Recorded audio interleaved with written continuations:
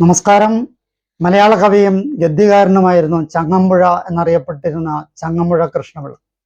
രമണനടക്കം നിരവധി പ്രശസ്ത കാവ്യകൃതികളുടെ രചയിതാവായ ചങ്ങമ്പുഴ മലയാളികളെ ഏറ്റവും കൂടുതൽ സ്വാധീനിച്ച കവിയാണ്. മലയാള കവിത കണ്ട ഏറ്റവും വലിയ കാൽപ്പനിക കവിയാണ് ചങ്ങമ്പുഴ കൃഷ്ണപിള്ള. ഒരു തലമുറയെ മുഴുവൻ ആവേശം കൊള്ളിക്കുകയും സ്വാധീനിക്കുകയും ചെയ്തു അദ്ദേഹം. സംഗീതാത്മകത നിറഞ്ഞ ചങ്ങമ്പുഴ കവിതകൾ അക്ഷരമറിയാത്തവർ പോലും ഒരു കാലത്ത് പാടി നടന്നിരുന്നു. മലയാള കവിതയിലെ പാടുന്ന ഗന്ധർവൻ, മലയാളത്തിന്റെ ഓർഫ്യൂസ് എന്നൊക്കെയാണ് നിരൂപകർ അദ്ദേഹത്തെ വിശേഷിപ്പിച്ചത്. അതിമനോഹരങ്ങളായ കാവ്യങ്ങൾ രചിച്ചതുകൊണ്ട് തന്നെയാകാം പ്രൊഫസർ MK സാനു അദ്ദേഹത്തെ നക്ഷത്രങ്ങളുടെ പ്രേമഭാജനം എന്ന് വിശേഷിപ്പിച്ചത്.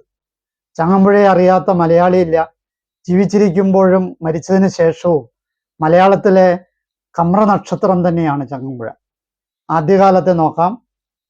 അന്ന് ഉത്തര തിരുവിതാംകൂറിൽ ഉൾപ്പെട്ടിരുന്ന, ഇപ്പോൾ എറണാകുളം ജില്ലയിൽപ്പെട്ട ഇടപ്പള്ളിയിൽ 1911 ഒക്ടോബർ 10 കൃഷ്ണപിള്ള ജനിച്ചത്.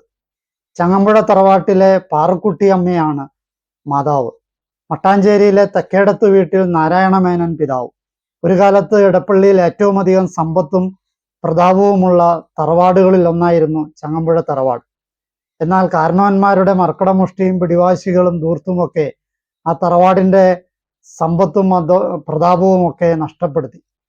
അങ്ങനെ ദാരിദ്ര്യത്തിൽ ആയിരുന്ന ഒരു തറവാട്ടിലായിരുന്നു ചങ്ങമ്പുഴ കൃഷ്ണപിള്ള ജനിച്ചത്.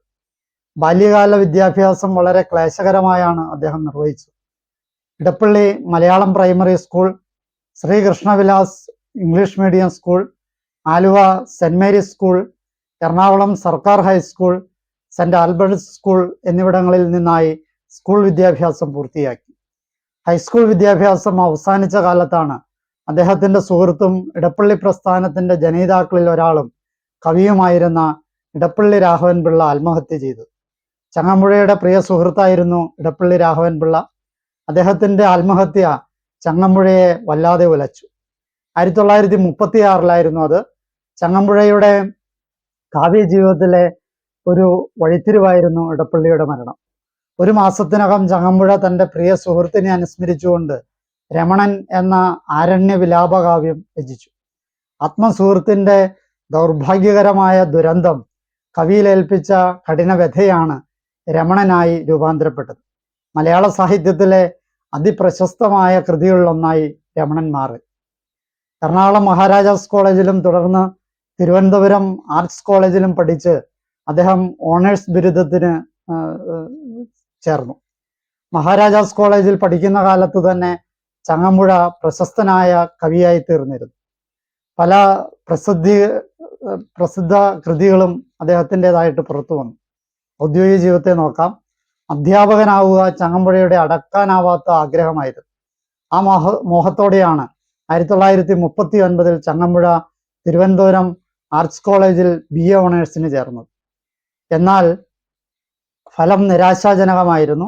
ഒരുവിധം നന്നായി പരീക്ഷ എഴുതിയെങ്കിലും വെറും 3ാം ക്ലാസ് കൊണ്ട് തൃപ്തിപ്പെടേണ്ടി വന്ന അദ്ദേഹത്തിന് ഗവേഷണ പഠനത്തിന് സൗകര്യം ലഭിച്ചില്ല. ഈ ദുഃഖം കോളേജിലെ തന്റെ അഭിമന്യ ഗുരുനാഥനായ ഡോക്ടർ ഗോദവർമ്മയ്ക്ക് എഴുതിയ സുദീർഘമായ കത്തിൽ വെളിപ്പെടുത്തുന്നുണ്ട്. 1942 കായംകുളത്ത് എക്സൽസിയർ ട്യൂട്ടോറിയലിലെ professor S Guptan Nair, Mathew ഡിക്കുള, ഇഗ്നേഷ്യസ് എന്നിവരോടൊപ്പം മലയാളം അധ്യാപകനായി അദ്ദേഹം ജോലി ആരംഭിച്ചു. പ്രഗത്ഭനായ ഒരു ഭാഷാധ്യാപകന്റെ കഴിവുകളിലൂടെ ചങ്ങമ്പുഴ കുട്ടികളുടെ സ്നേഹവും ആദരവും ഒക്കെ പിടിച്ചുപറ്റി. സാമ്പത്തിക പ്രശ്നങ്ങൾ ദിനംതോറും വഷളായി വന്നിരുന്നതുകൊണ്ട് അദ്ദേഹം ആ ജോലി ഉപേക്ഷിച്ച് സൈന്യത്തിൽ ചേർന്നു. പുനെ, കൊച്ചി എന്നിവിടങ്ങളിൽ മിലിറ്ററി അക്കൗണ്ടൻസ് ഡിപ്പാർട്ട്മെന്റിൽ ജോലി ചെയ്തു. അധികനാൾ അവിടെ തുടർന്നില്ല. 2 വർഷത്തിനു ശേഷം ജോലി രാജിവെച്ച് മദ്രാശിയിലെ ലോ കോളേജിൽ ചേർന്നു. എങ്കിലും പഠനം മുഴുപ്പിക്കാതെ നാട്ടിലേക്ക് മടങ്ങി.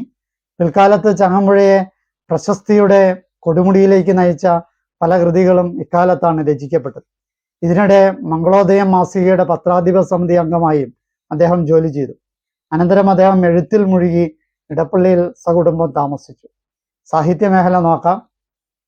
1931 എഴുതിയ 20 കവിതകളുടെ സമാഹാരമായ നീലാങ്കണം ആദ്യ കൃതിയായി ചിലർ പറയുന്നുണ്ടെങ്കിലും 1934 എഴുതിയ ബാഷ്പാഞ്ജലിയാണ് ചങ്ങമ്പുഴയുടെ ആദ്യത്തെ കാവ്യസമാഹാരം എന്ന് പറയപ്പെടുന്നു.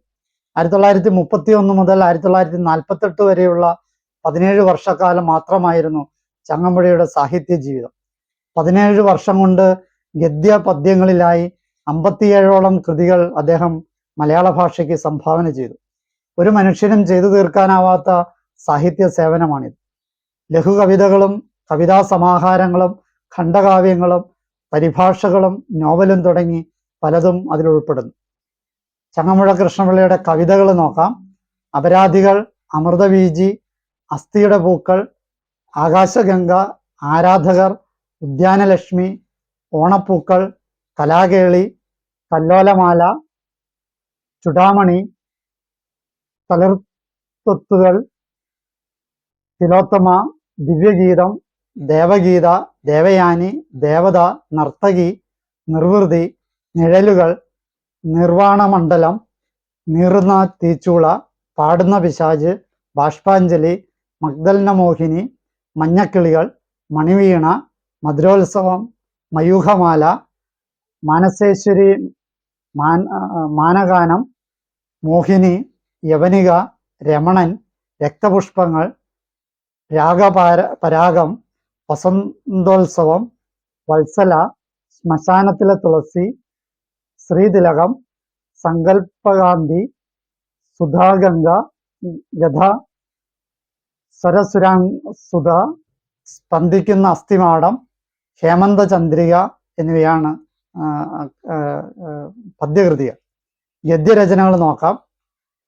അനശ്വരഗാനം, കഥാരത്നമാലിക, കളിത്തോഴി, കരടി, തുടിക്കുന്ന താളുകൾ, പൂനിലാവിൽ, പ്രകാശദുർഗ, മാനസാന്തരം, വിവാഹാലോചന, ശിഥിലഹൃദയം, സാഹിത്യചിന്തകൾ എന്നിവയാണ്.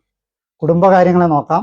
1940 പഠനം പൂർത്തിയാകുന്നതിന് മുമ്പ് തന്നെ തൻ്റെ ഗുരുനാഥൻ കൂടിയായ രാമൻ മേനവന്റെ പുത്രിയായ ശ്രീദേവി അമ്മയെ ചങ്ങമ്പുഴ വിവാഹം ചെയ്തു. ഒരു പുത്രനും 2 പുത്രിമാരും അടങ്ങുന്നതായിരുന്നു കുടുംബം. അവസാന കാലത്തെ നോക്കാം. ഉത്കണ്ഠാകുലമായ പല പരിവർത്തനങ്ങൾക്കും വിധേയമാവുകയായിരുന്നു അദ്ദേഹത്തിൻ്റെ അവസാനകാല ജീവിതം. ആദ്യം വാതരോഗവും തുടർന്ന് ക്ഷയരോഗവും പിടിപെട്ടു. എന്തും സഹിച്ചും ജീവിതം ആസ്വദിക്കുവാൻ അതീവ താല്പര്യം കാണിച്ച ആ മഹാകവി മരണവുമായി അനുക്ഷണം അടുക്കുകയായിരുന്നു. 1948 ജൂൺ 17 ഉച്ചകഴിഞ്ഞ് തൃശൂർ മംഗളോദയം നഴ്സിംഗ് ഹോമിൽ വെച്ച് അദ്ദേഹം അന്തരിച്ചു. അപ്പോൾ അദ്ദേഹത്തിന് 36 വയസ്സ് മാത്രമായിരുന്നു പ്രായമായിരുന്നു. സ്വന്തം നാടായ ഇടപ്പള്ളിയിലെ തറവാട്ടുവക സ്ഥലത്ത് അദ്ദേഹത്തെ സംസ്കരിച്ചു. അദ്ദേഹത്തിന്റെ സമാധിയിൽ സ്പന്ദിക്കുന്ന അസ്ഥിമാടം എന്ന കവിതയിലെ ഏതാനും വരികൾ ആലേഖനം ചെയ്തിട്ടുണ്ട്. മരണാനന്തരമുള്ള കാര്യങ്ങളെ നോക്കാം. ചങ്ങമ്പുഴയുടെ ഓർമ്മയ്ക്കായി ഇടപ്പള്ളിയിൽ ചങ്ങമ്പുഴ സാംസ്കാരിക സമിതി, കലാവേദി, ചങ്ങമ്പുഴ സാംസ്കാരിക ഗ്രന്ഥശാല, ചങ്ങമ്പുഴ പാർക്ക് എന്നിവ സ്ഥാപിച്ചിട്ടുണ്ട്. വർഷം തോറും ചങ്ങമ്പുഴയുടെ ഓർമ്മയ്ക്ക് വിവിധ കലാപരിപാടികൾ സംഘടിപ്പിച്ചു വരുന്നുണ്ട്. 2017 കൊച്ചി മെട്രോ പ്രവർത്തനം ആരംഭിച്ചപ്പോൾ ചങ്ങമ്പുഴ പാർക്ക് മെട്രോ സ്റ്റേഷനും നിലവിൽ വന്നു. ചങ്ങമ്പുഴ കൃഷ്ണപിള്ള നക്ഷത്രങ്ങളുടെ സ്നേഹഭാജനം എന്ന കൃതി പ്രൊഫസർ MK സാനു രചിക്കുകയും അതിന് വയലാർ അവാർഡ് ലഭിക്കുകയൊക്കെ ചെയ്തു. ചങ്ങമ്പുഴയുടെ മരണത്തെ പ്രമേയമാക്കി പാലാ നാരായണൻ നായര് ഗന്ധർവൻ എന്ന കവിത രചിച്ചു. ചങ്ങമ്പുഴയുടെ രമണൻ, കളിത്തോഴി എന്നീ കൃതികൾ സിനിമയായിട്ടുണ്ട്. രമണൻ, അഭയം, ഓർക്കുക വല്ലപ്പോഴും തുടങ്ങിയ ചലച്ചിത്രങ്ങളിൽ അദ്ദേഹത്തിന്റെ കവിതകൾ ഈണം പകർന്ന് അവതരിപ്പിച്ചിട്ടുണ്ട്. ഈ കഥകൾ എല്ലാവർക്കും ഇഷ്ടപ്പെട്ടു എന്ന് വിചാരിക്കുന്നു. എന്നെ ശ്രവിച്ച നിങ്ങൾക്ക് നന്ദി. നല്ല നമസ്കാരം.